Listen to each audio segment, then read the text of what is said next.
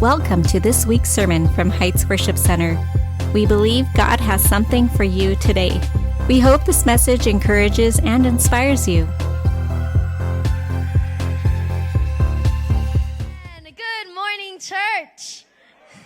So, it's kind of funny because my sermon is basically already done during worship towards the end, because the title of my sermon is Trust in God. So it's amazing to see that God is already speaking to our hearts during worship, and now you just get confirmation of what was said during worship. And I want to reiterate what Pastor Adon said. It's scary to trust God sometimes, but sometimes it's that first step that we take that's the scariest, but it's the one then that propels us to continue to make those other steps. So for me, trusting God has become a very big, well, it's always been a topic in my mind, but I'm finishing up my last semester of college this upcoming semester.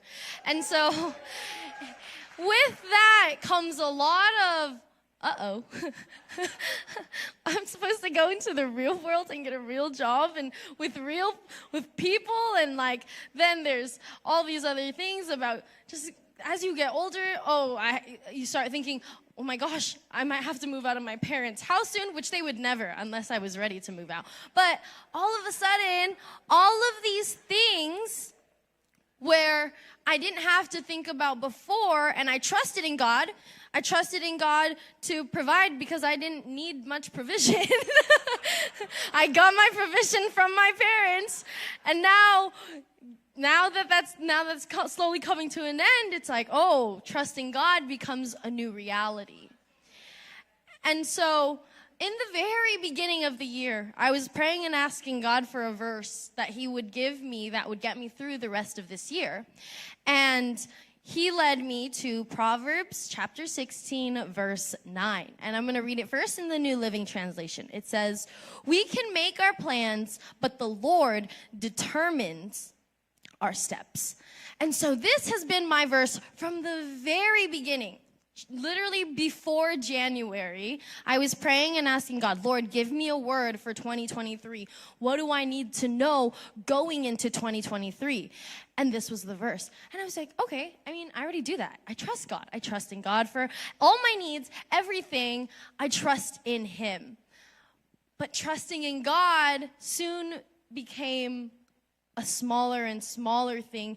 And I began to deal with anxiety and fears because I began to allow my worries and uncertainties of the future become what led me and what guided me.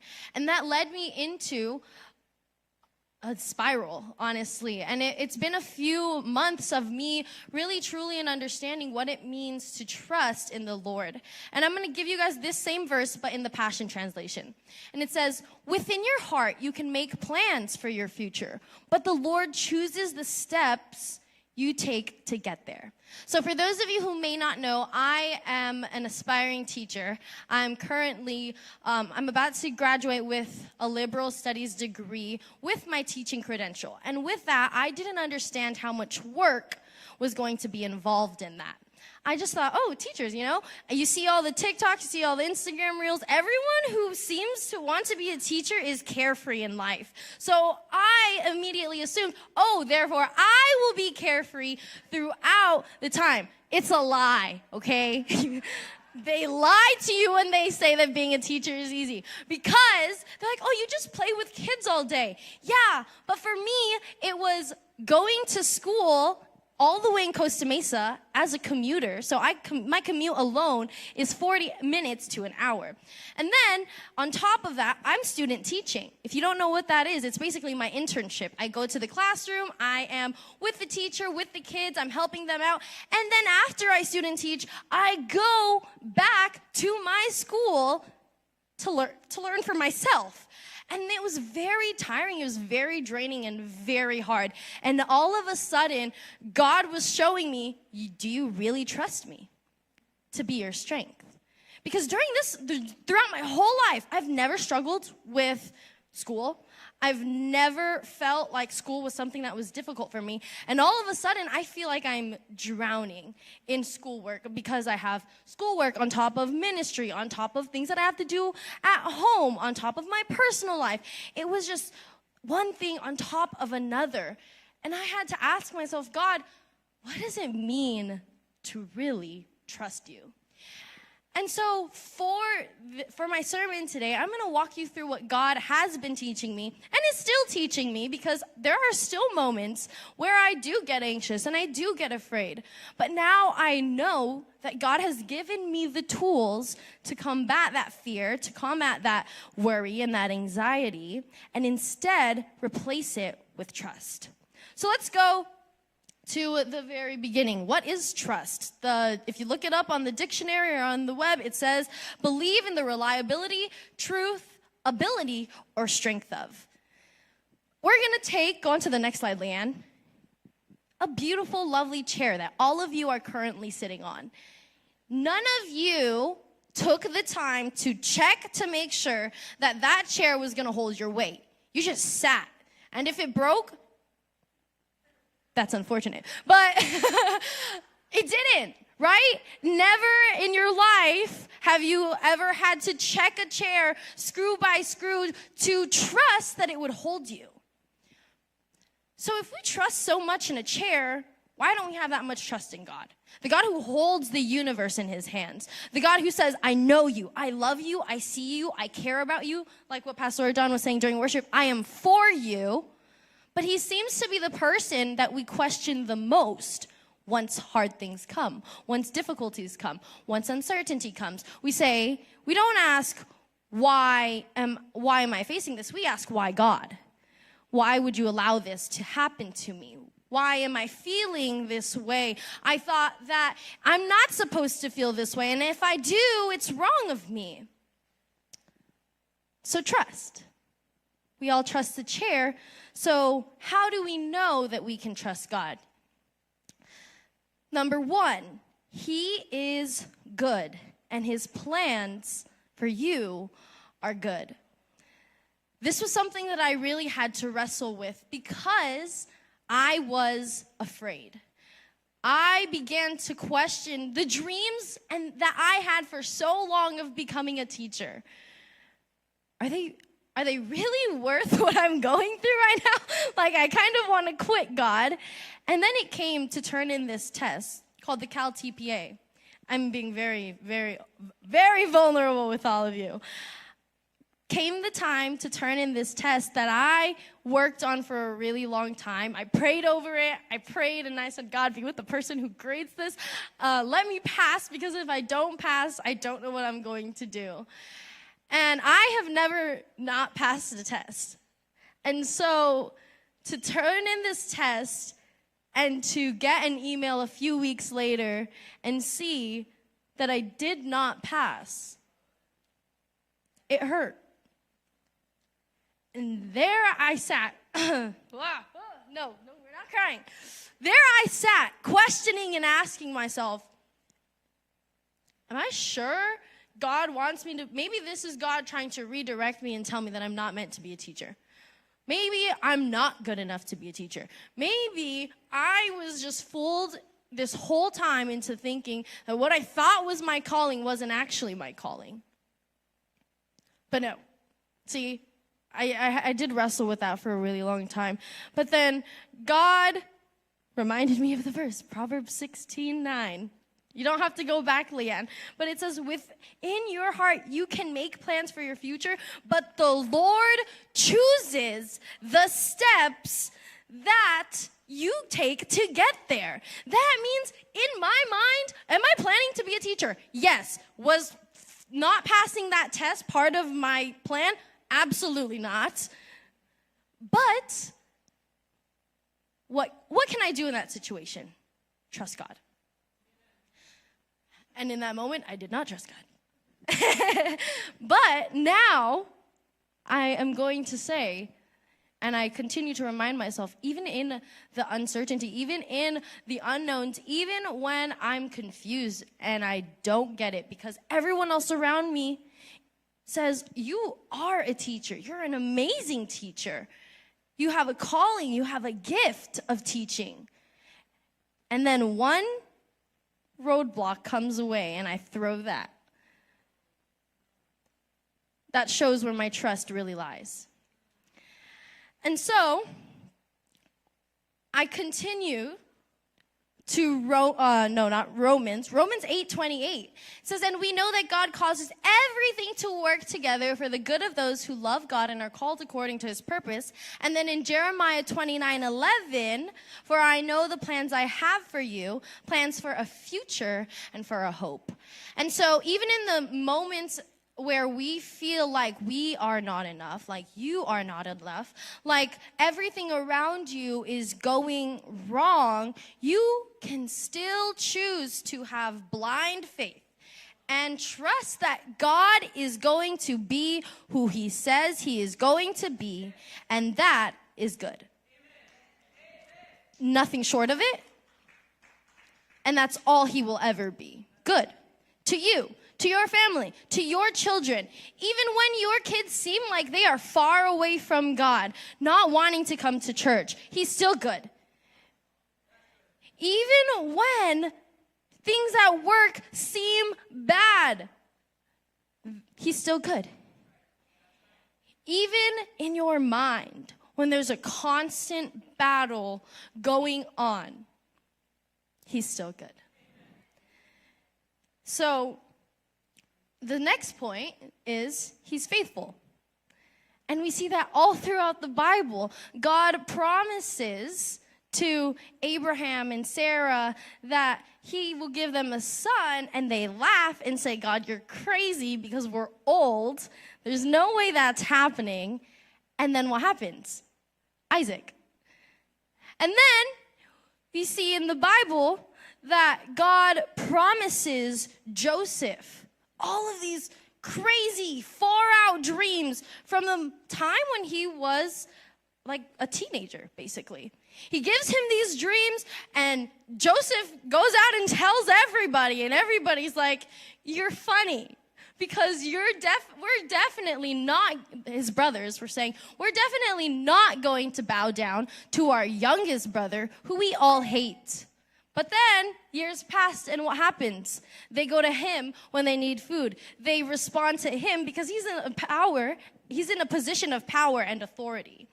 And none of that would have happened, none of that happened the way that Joseph probably thought. He thought, oh, I'll probably grow up, and then this will happen, and then that'll happen. He didn't think he was going to get thrown into a pit, sold into slavery, accused of sexual abuse. Like, none of those things, I don't think those are plans on anyone's lists. But what did God use all of the things that Joseph went through for his good, for his glory? And so, the next thing is, what about during those difficult times? What about when I have fears? What about when things really truly aren't going the way that I thought they would? What about when I get an unexpected diagnosis and the doctor tells me X, Y, and Z, I have X amount of years to live, or months to live, or days to live? What do I do then? Trust God. Because that's all we can do. Everything else in this world will go away. Everything else in this world will fade away. But when you choose to trust in God, you're saying to God, God, I know that what I'm facing looks impossible, but you are God of the impossible. And we've seen that in our church. I've seen it in my personal life. For Lolo, my grandpa, who was he was having kidney failure, and the doctors would say, oh yeah, he's not gonna make it. Look at him today. He's standing, he's worshiping, he's praising God. So can I still trust God amidst those difficulties? The answer is yes. And I'm gonna bring you guys through something that has been talked about a lot, and I'm gonna talk about Shadrach, Meshach, and Abednego. So let's go to Daniel chapter 3, verses 19 to 25. It says, Nebuchadnezzar was so furious with Shadrach, Meshach, and Abednego that his face became distorted with rage. He commanded that the furnace be heated 7 times hotter than usual. Then he ordered some of the strongest men of his army to bind Shadrach, Meshach, and Abednego and throw them into the blazing furnace. So they tied them up and threw them into the furnace, fully dressed in their pants, turbans, robes, and other garments. And because the king, in his anger, had demanded such a hot fire in the furnace, the flames killed the soldiers as they threw the 3 men in. So Shadrach, Meshach, and Abednego, securely tied, fell into the roaring flames. But suddenly, Nebuchadnezzar jumped up in amazement and exclaimed to his advisors, "Didn't we tie up 3 men and throw them into the furnace?" "Yes, your majesty, we certainly did," they replied. "Look," Nebuchadnezzar shouted, "I see 4 men unbound, walking around in the fire, unharmed, and the 4th looks like a god." Yeah, you guys can clap for that. Shadrach, Meshach, and Abednego, 3 names that have been talked about over and over. I think a few weeks ago, Ate Christine talked about them. And then when Kyle was leading worship, he was talking about how there's another in the fire standing next to me. So I think, God has been very, very repetitive. And when he's repeating something, you need to tune in and you need to listen. That means, because each and every single one of you are going through something, whether it's big or small, you're going through something. And a lot of the times when we walk through seasons where we question what to do next, God's response can sometimes be strange. For example, "God, what do I do when my health is failing?" "Trust me." "Okay, but what do I do?" "Trust me." "Okay, I trust you, but what do I do? Like, after I trust you, trust me."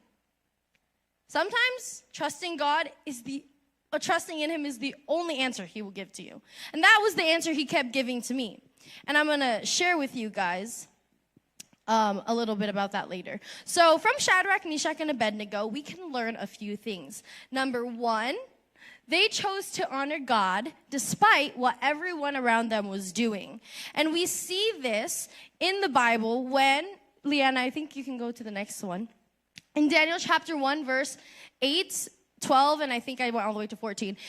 This whole portion, I'm not going to read it, basically talks about how as soon as they get to this place where all these young men are, they want to pick the best guys, and they choose to eat food that will only honor God. And during that time, it was probably just vegetables and water. And so that's exactly what they said. They said, "Oh, we want to honor God with what we eat." But they said, "No, you can't. Like, you're going to end up getting sick, and you're not going to be as strong as the other people." They basically said, "Test it." So they tested it. They fed them what they wanted to be fed. And then after they were fed in the way that they chose to honor God, they were the strongest out of everyone. And they found favor with the king. So it's amazing to see that your obedience, the small obedience, even when it is countercultural and it is completely different from what everyone else around you does, when you choose to honor God, he will honor you. And for those of you who are my age, college, it's really hard, especially today, to live a life that is set apart, because everywhere else around you, it's not like that. Everywhere else around you, people question why you have different beliefs, why you don't think the same way as everyone else. And if you don't think the same way, well then, you can't be with us. Sorry. And so it is hard. And it was probably extremely hard for Daniel, Shadrach, Meshach, and Abednego to say, no, we're going to choose to honor God, because they probably got weird looks. So let's move on to point number 2. They lived and trusted in God and in his goodness, even if it meant death. Let's go to Daniel chapter 3, verses 16 to 18. It says, Shadrach, Meshach, and Abednego replied, O Nebuchadnezzar, we do not need to defend ourselves before you. If we are thrown into the blazing furnace, the God whom we serve is able to save us. He will rescue us from your power, your majesty. But even if he doesn't, we want to make it clear to you, your majesty, that we will never serve your gods or worship the gold statue you have set up. That is faith that says, I'm sitting in that chair and it's holding me up. That's the faith, because they knew that there were 2 scenarios. Either they live or they die. And they said, regardless, if I live or if I die, I'm serving God. I'm honoring God. And if it results in death, then so be it. That's a bold statement to make. And personally, that's something that I think I would have struggled with, because I like to breathe. I like to be alive. And I assume everyone here does too. So it's so hard to even think that they were faced in a situation, someone literally told them, do this or die, and they said, no, I'd rather die. That's crazy. Anyway, so it makes you really put things into perspective and say, it's really easy to tell God, God, I love you. God, I trust you. God, I want to honor you with my whole life and serve you wholeheartedly, when there's absolutely nothing bad going on in your life. You have money coming in, you have the home, you have the cars, you have the food, everything's covered. But what about in those moments when it's not? What if in those moments, your job, yeah, you don't have that anymore. Can you still say, God, I love you? Can you still say, God, I trust you? Or once that's stripped away from you, you say, where are you? I thought we were good. I thought I was doing good. I'm still praying. I'm still reading my Bible. I'm still coming to church. I'm still serving at church, but my job is gone. My relationship with my spouse is not where it should be. My relationship with my kids, don't get me started on that. We don't talk. We don't look at each other.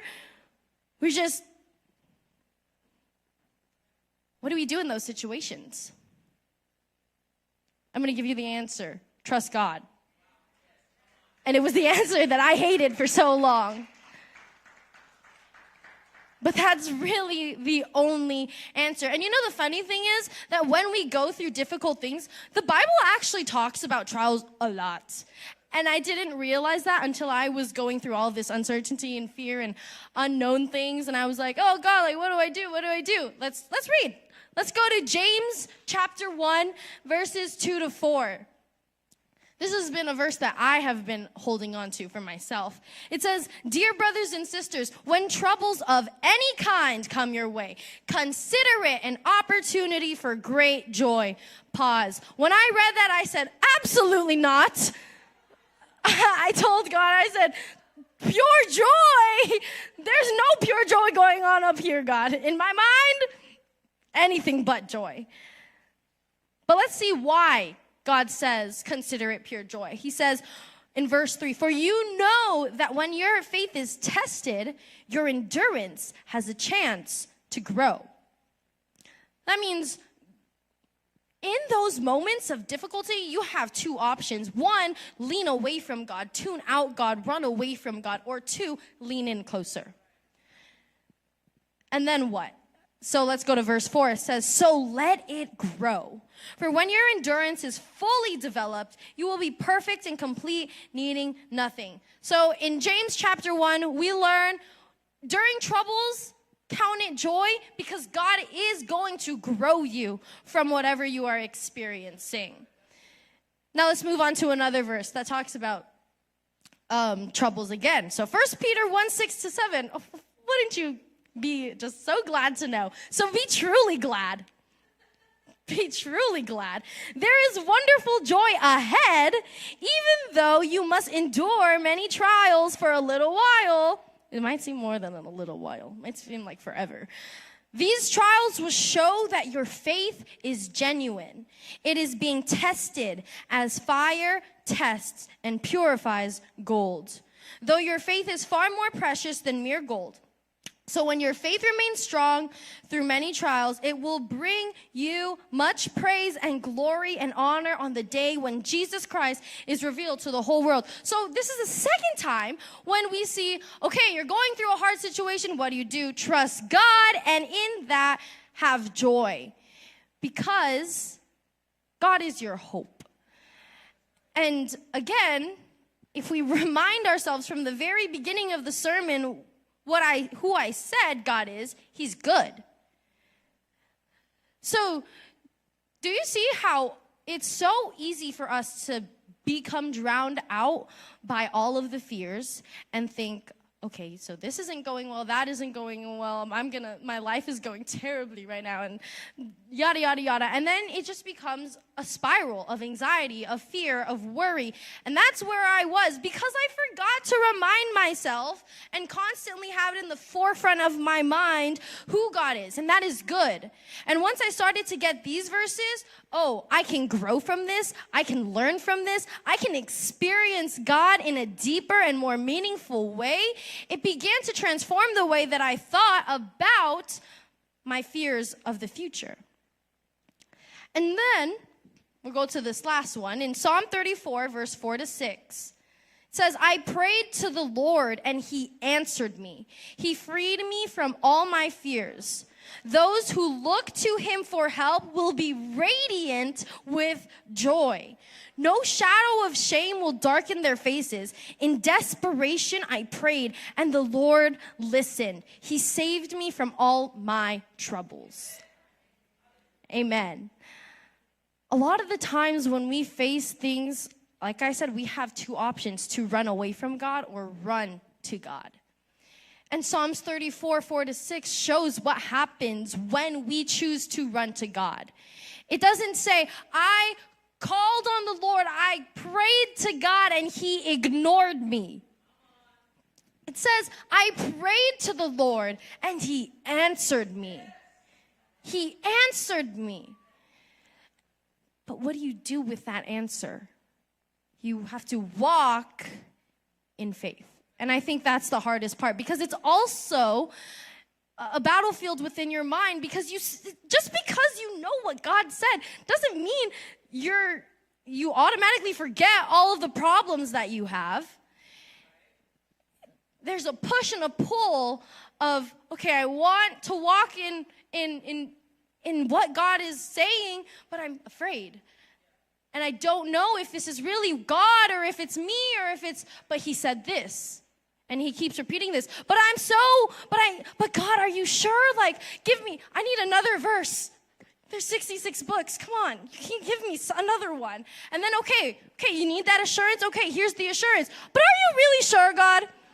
Like, was that you? Are you talking to me, or am I just talking to me? I'm reading your word. See? You still have to make that decision to say, okay, God, you said this. I don't get it, but we're walking in it. And talking about all of these things, it's actually so interesting how the Holy Spirit has continually, from the very beginning of the year in January, all the way until now, the theme for me and God has been the same: trust me and persevere. And it's so interesting that during a young adults Bible study on Tuesday, Pastora Dawn said this. You can put it up, Leanne. She said, instead of seeing deficits and difficulties as doom and gloom, see them as an opportunity to lean into God for his wholeness and healing. So, whenever we're going through something, we often focus on the negative, but we can see it also as an opportunity to lean in closer to God. Then, a few days later, Leanne, pull up the pink one. This pops up on my Instagram page, and if you can't read it, it says, the trial you're facing isn't here to destroy you. It's a beautiful opportunity to let your connection with Jesus flourish. If that isn't God speaking to me personally, but also to each and every single one of you, I don't know what is. Because not only that, we're moving on to my final point here. You know what happens when you choose to trust in God? Or what happened to Shadrach, Meshach, and Abednego when they said, we're going to choose God with an unwavering faith. We're going to choose to trust despite what everyone else says. What happens? Point 3, their trust led to the salvation of others. And you see that in Daniel chapter 3, verses 28 to 29. And it says, then Nebuchadnezzar said, praise to the God of Shadrach, Meshach, and Abednego. He sent his angel to rescue his servants who trusted in him. They defied the king's command and were willing to die rather than serve or worship any god except their own. Therefore, I make this decree. If any people, whatever their race or nation or language, speak a word against the God of Shadrach, Meshach, and Abednego, they will be torn limb from limb, and their houses will be turned into heaps of rubble. There is no other God who can rescue like this. Your trial can lead to the salvation of many others. And again, God wants to emphasize this because look at what popped up on my feed the next day. Leanne, pull up the yellow one. Nothing God allows us to go through is pointless. Church, what you're going through now, it can lead to your doom. It can lead to your gloom. But it can also be an opportunity for you to redirect your focus and say, God, I trust you no matter what. And in that, you will experience the peace that surpasses all understanding. In that, you will experience the comfort of God. And in that, people will come to you because they say, oh, I know that she's gone through a hard thing. Let's see what she does. Boom, there's your opportunity to say, now is your time for salvation. And then, there's more verses that emphasize this point of you being able to use whatever you're going through for the benefit of others. 2 Corinthians chapter 1, verse 4 says this: He comforts us in all our troubles so that we can comfort others. When they are troubled, we will be able to give them the same comfort God has given us. And in this verse, it's talking about comfort. But you can replace comfort with anything, because whatever you're facing, it's only going to become something that you can use later as a testimony. Because your testimony is the most powerful weapon that you have. We've seen that through Daniel's life. Something that the enemy wanted for evil, God turned around and used for good. And now we're seeing how, because of that testimony was shared, there is freedom within this church, and there can be freedom for whatever you're facing, your financial struggles, your health problems, your worry, your fear, all of those.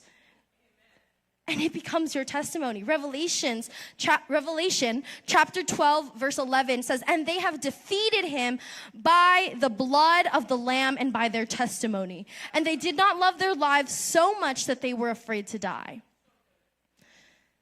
See, trials, trouble, tribulation, difficulties in life, they're never going away. Because that's just how life is.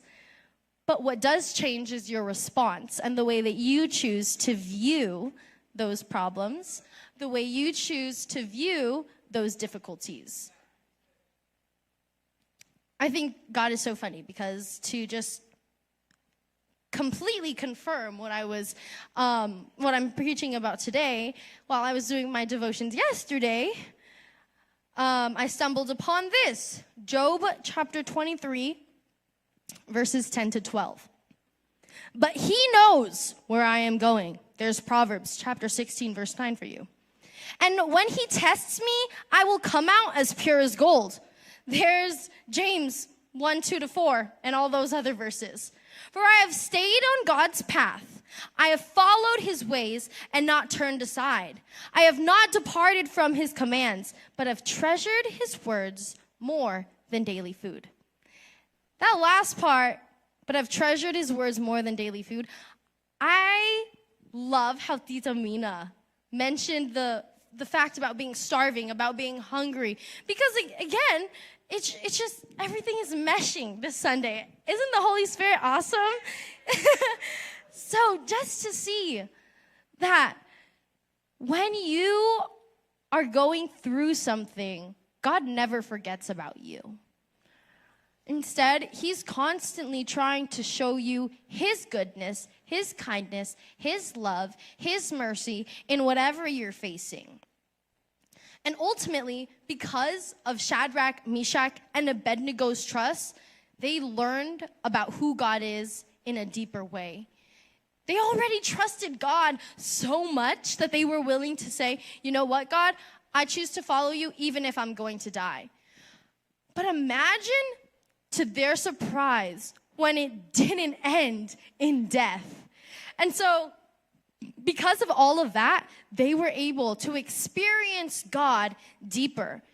And probably the people around them were able to experience God deeper. All of this goes to show that you and I should never be afraid to trust God. Trust when things are going well, and things are amazing, fun, great, and trust when things are the complete opposite. With that, I want to introduce you guys to a new song. It's called Trusting God by Elevation Worship. And I feel like it's something that God has really been emphasizing to us as a church, being that he is the fourth man in the fire, that he is dependable, that he is there in our time of need. But it's up to us to come to God and to say, God, I will reach out and pull everything that I need from you. Because when I try to do it by myself, I fail. When I try to think of solutions to my problems, I just get more anxious. Sometimes when we stop focusing about how we can fix whatever situation we're in and choose to focus our mind on God, that's when we see change happen. And it's not because we done something different. It's not because you prayed more. It's not because you worshiped more. It's not because you read your Bible more, which you should be doing. But it's because you chose to redirect your thoughts. You chose to redirect your worries. And instead of allowing them to become your burden to hold, you say, God, I surrender. So when we sing the song, and I invite you all to stand with me as we sing it, I want each of you to lay down whatever you're facing, whether it's sickness, whether it's finances, whether it's relationships or anything else in between. Lay it down and say, God, I'm choosing not to focus on my ability or my inability, but in who you are. I choose to focus that you are God, that you are good. And I don't want you to say, okay, God, I give it to you. What is it? Name it. God, I give you my relationship with my spouse. We've been fighting a lot, and I don't want that anymore, so I want you to come in and restore and heal. God, my body, my legs are not working the same way that they used to, so I choose to give that up to you. Name it. Because when you name it and you say it out loud and you give it up to God, He gives you exactly what you need. Thanks for listening to our podcast. Like us on Facebook, follow us on Instagram, and subscribe to our YouTube channel. Visit us in person or online at hwcim.org.